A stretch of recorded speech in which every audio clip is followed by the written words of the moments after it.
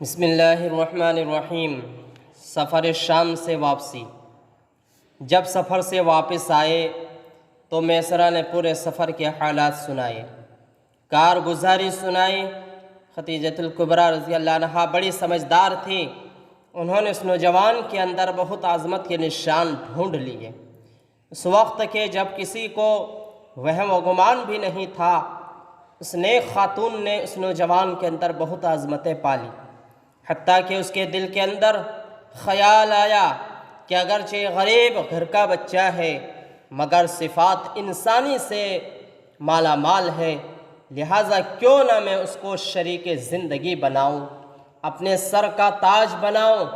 چنانچہ ان کے ایک سہیلی تھی، ان کا نام تھا نفیسہ، تو خدیجہ نے اپنی سہیلی نفیسہ کو اپنے دل کا راز بتایا کہ میں چاہتی ہوں کہ نوجوان اتنے اچھے اخلاق والا، عادات والا ہے کہ میں ان کے شریکہ حیات بن کر رہوں۔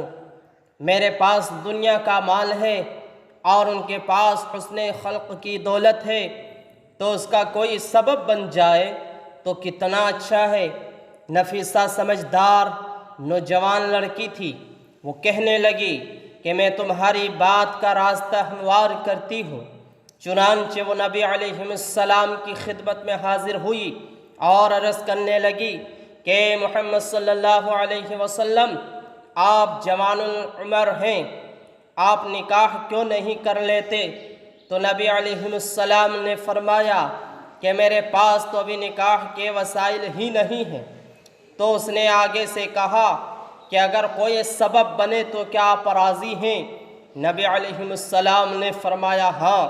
چنانچہ جب آپ صلی اللہ علیہ وسلم نے خدیجہ کے بارے میں ہاں کر دی تو خوشی خوشی واپس آئے اور اس نے آ کر کہا خدیجہ کو کیا تمہاری مراد پوری ہو گئی؟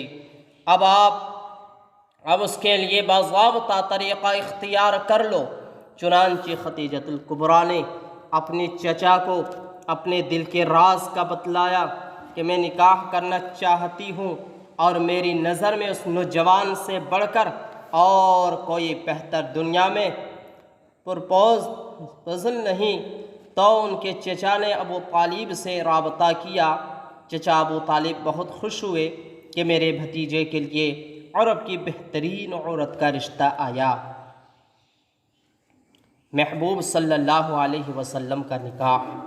چنانچہ نکاح کے لیے ایک جگہ پر اکٹھے ہوئے۔ اس موقع پر ابو طالب نے حیران کن خطبہ پڑھا اور اس میں انہوں نے اپنے بھتیجے یعنی نبی علیہ السلام کے ایسے فضائل بیان کیے، ایسی صفتیں بیان کی کہ حق ادا کر دیا، اور پھر یہ کہا کہ میرے اس بھتیجے کے نکاح کے لیے آپ جو بھی چاہیں مہر مقرر کریں، ادا کرنے کے لیے میں تیار ہوں۔ اس کے بعد خدیجہ کے چچا نے کہا کہ یہ وہ نر ہے جسے ناک میں زخم نہیں لگایا جاتا۔ یہ عربوں کے اندر ایک مقولہ تھا کہ جو اونٹ باندھنے کے قابل ہوتا اس کے ناک میں سوراخ کر کے اس کو ایک جگہ باندھ دیتے تھے، اور جو اچھی نسل کا خوبصورت اونٹ ہوتا اس کے باندھنے کی ضرورت نہیں تھی، اس کو ریوڑ میں ویسے ہی چھوڑ دیتے تھے کہ جہاں چاہے پھرے۔ انہوں نے نبی علیہ السلام کے بارے میں یہ اس وقت کا مقولہ استعمال کیا کہ یہ نوجوان وہ نر ہے کہ جس کے ناک میں زخم نہیں لگایا جاتا، یعنی ہم اس کے لیے مہر کی کوئی شرط نہیں لگائی۔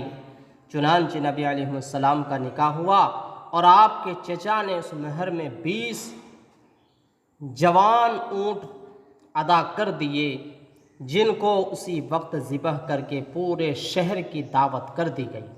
چنانچہ خدیجۃ الکبریٰ جب نبی علیہ السلام کے نکاح میں آئی تو انہوں نے دیکھا کہ اللہ رب العزت کے محبوب اکیلے ہیں اور آپ کے گھر کی خدمت کے لیے تو میں خود ہوں، باہر کی خدمت کے لیے کوئی نہیں۔ تو انہوں نے پہلا کام یہ کیا کہ اپنا ایک غلام جس کا نام زید بن حارثہ تھا اس کو نبی علیہ السلام کی خدمت میں ہدیہ کر دیا، اب دیکھیے کہ نیک بیویاں اپنے خاوند کا دل کیسے جیت لیتی ہیں، تو گھر کی خدمت اپنے ذمہ رکھی اور باہر کی خدمت کے لیے اپنا غلام دے دیا۔